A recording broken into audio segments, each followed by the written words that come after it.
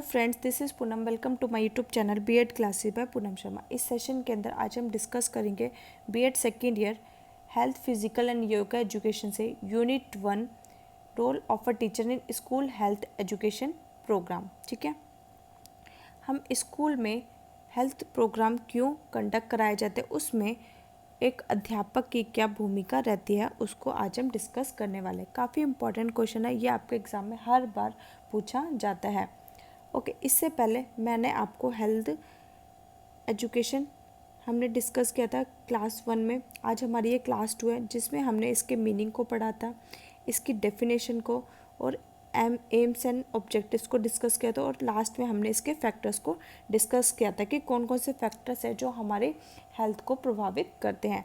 आज हम डिस्कस करने वाले जो स्कूल में हेल्थ प्रोग्राम ऑर्गेनाइज कराए थे, उसमें टीचर की क्या भूमिका होती है। ठीक है, हम बच्चों को हेल्थ एजुकेशन क्यों दे रहे हैं, ठीक है, ताकि बच्चों की हेल्थ ख़राब ना हो। ठीक है, बच्चे एक हेल्दी इन्वायरमेंट में रहे, बच्चों की हेल्थ अच्छी हो, उनका ग्रोथ एंड डेवलपमेंट अच्छा हो, और बच्चों को हम हेल्दी इन्वायरमेंट स्कूल में देते हैं। ठीक है, तो अब जो स्कूल में हम बच्चों को हेल्थ प्रोग्राम कंडक्ट कराए जाते हैं, उसमें एक अध्यापक की क्या भूमिका होती है। सबसे पहले भूमिका होती है अध्यापक की योजना बना, to chalk out the plan. School जब स्टार्ट होता है तो उससे पहले ही टीचर एक प्लान बनाता है कि कब हेल्थ प्रोग्राम कराए जाएंगे। ठीक है, कब बच्चों को फिजिकल एजुकेशन दी जाएगी, कब हम बच्चों को योगा क्लासेस कराएंगे। ठीक है, और उनका कब हेल्थ चेकअप होगा। ठीक है, और इसका पूरा टीचर पहले से ही प्लान बना लेता है। तो योजना बनाई जाती है to chalk out the plan. School के सत्र आरंभ होने से पहले शिक्षक को वर्ष भर के स्वास्थ्य व शारीरिक शिक्षा कार्यक्रम की रूपरेखा पहले से ही तैयार कर लेनी चाहिए। इसके अंतर्गत चिकित्सा परीक्षण कि बच्चों का चेकअप कब कराया जाएगा, स्वास्थ्य सप्ताह कौन से वीक में हम हेल्थ वीक मनाएंगे। ठीक है, सामाजिक सेवा शिविर कार्यक्रम, अभिभावक दिवस, दैनिक व वार्षिक खेलकूद प्रोग्राम, स्वास्थ्य से संबंधित गतिविधियों का वर्ष भर में कार्यक्रम आता है, तो वो हम कब करेंगे, वो प्रॉपरली पहले से ही टीचर द्वारा प्लान बना लिया जाता है। फिर उसके बाद मेडिकल एग्जामिनेशन, चिकित्सा प्रशिक्षण। ठीक है, परीक्षण, चिकित्सा परीक्षण के अंतर्गत हम बच्चों का, हर क्लास के बच्चों का चेकअप कराया जाता है। ठीक है, कि बच्चों की हाइट कितनी है, उसका वेट कितना है। ठीक है, कोई उसको बेसिक इशू तो नहीं है। ठीक है, और उसका टीचर के द्वारा रिकॉर्ड भी मेंटेन किया जाता है कि ज़रूरत पड़ने पर उस रिकॉर्ड को देखा जाए। ठीक है, तो मेडिकल एग्जामिनेशन, जब आप स्कूल में होगे तो आपका भी मेडिकल एग्जामिनेशन होता होगा। प्रत्येक विद्यालयों में छात्रों के चिकित्सा परीक्षण की जांच का प्रावधान अवश्य होना चाहिए, क्योंकि बच्चों के उचित विकास व स्वास्थ्य की उन्नति की जांच के अत्यंत आवश्यक होता है। कि शारीरिक व मनोवैज्ञानिक परीक्षण, दांत, आँख, कान, त्वचा व बच्चे के कद भार के अनुपात का निरीक्षण किया जाता है मेडिकल एग्जामिनेशन में। फिर थर्ड है शिक्षा व परीक्षण, एजुकेशन एंड ट्रेनिंग। टीचर बच्चों को पढ़ाएगा कि आपको हाइजीन कैसे रखनी है, साफ़ सफाई कैसे रखनी है।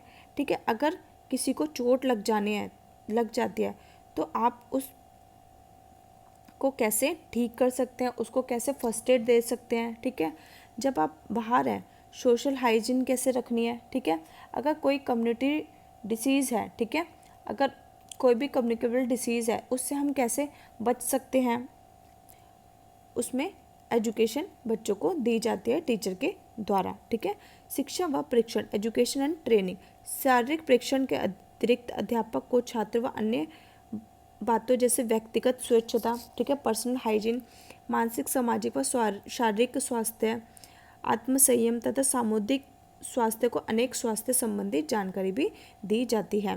फोर्थ है सेमिनार व स्वास्थ्य कार्यक्रम का आयोजन। ठीक है, स्कूल द्वारा समय समय पर सेमिनार व स्वास्थ्य कार्यक्रम का आयोजन किया जाना चाहिए। ठीक है, फिर फिफ्थ है पर्यवेक्षण। ठीक है, निगरानी रखना। ठीक है, तो जो भी बच्चे हैं जिनका हेल्थ एग्जामिनेशन हुआ है, उनका प्रॉपर रिकॉर्ड रखना चाहिए और उनकी सुपरविज़न करते रहना चाहिए। ठीक है, फिर सिक्स्थ है आपका विद्यार्थियों के स्वास्थ्य निरीक्षण का रिकॉर्ड रखना। ठीक है, कि बच्चों के जो हमने एग्ज़ामिनेशन किया था, ठीक है, तो उसका प्रॉपर टीचर के द्वारा रिकॉर्ड रखना चाहिए ताकि ज़रूरत पड़ने पर उस रिकॉर्ड को देखा जा सके। फिर है 7th मूल्यांकन। अध्यापक को छात्रों को शिक्षा देने के साथ साथ उनकी उपलब्धियों के समय समय पर मूल्यांकन और उनकी कमियों के विश्लेषण या सुधार के उपाय सुझाने की भी आशा की जाती है। मूल्यांकन हेतु प्रयोग होने वाले जो सेल्फ अप्रेजल, ठीक है, ग्रुप डिस्कशन, रेटिंग स्किल आदि द्वारा परीक्षण भी इंक्लूड किए जाने चाहिए, ठीक है। एवोल्यूशन का मतलब ही क्या होता है? फीडबैक देना, ठीक है, किन किन चीज़ों में सुधार हुआ है, ठीक है, किस में उन्होंने अचीवमेंट हासिल की है, टाइम टू टाइम उनकी वीकनेस को डायग्नोस करना, इसी को हम क्या कहते हैं? एवोल्यूशन मूल्यांकन कहते हैं। फिर है 10th, उनको मार्गदर्शन देना, टू गिव गाइडेंस, ठीक है। हर किसी बच्चों को अगर किसी भी चीज़ में प्रॉब्लम है तो उनको गाइडेंस देना, ठीक है, तो इसी को हम क्या कहते हैं? मार्गदर्शन करना, ठीक है। अध्यापक को हर क्षेत्र में छात्रों को मार्गदर्शन करने का दायित्व भी होता है कि अगर छात्रों को नशीली औषधियों की लत है, ड्रग्स एडिक्शन है, तो उसके विषय में जानकारी देकर स्वास्थ्य संबंधी उनके उपयोग के आर्थिक एवं सामाजिक प्रभाव को ज्ञान देकर उनका उचित मार्गदर्शन करना होता है। 11th आपका समन्वय व सहायता देना। विद्यालय स्वास्थ्य कार्यक्रम की सफलता स्कूल के दूसरे अध्यापक, स्कूल के चिकित्सक, अभिभावकों, स्थानीय तथा जिला स्वास्थ्य अधिकारियों एवं सार्वजनिक स्वैच्छिक स्वास्थ्य संस्थाओं के सहायता व सहयोग पर निर्भर करती है और उनके साथ कोऑर्डिनेशन होना चाहिए। फिर आपका 12th है पोषण पर विशेष ध्यान देना, ठीक है। पोषण पर हमें विशेष ध्यान देना चाहिए कि बच्चे बैलेंस डाइट लें, ठीक है, और वो एक न्यूट्रिशन फूड लें, ठीक है। अगर वो न्यूट्रिशन फूड लेंगे तो उनकी हेल्थ ठीक रहेगी, अगर वो जंक फूड बाहर का ज़्यादा खाते हैं तो उनकी हेल्थ अच्छी नहीं होगी। फिर है 13 आपका है संक्रामक रोगों की रोकथाम व नियंत्रण, prevention and control of communicable disease. ऐसे डिसीज़ जो एक दूसरे से फैलते हैं तो उनको से हम कैसे बच सकते हैं, ठीक है।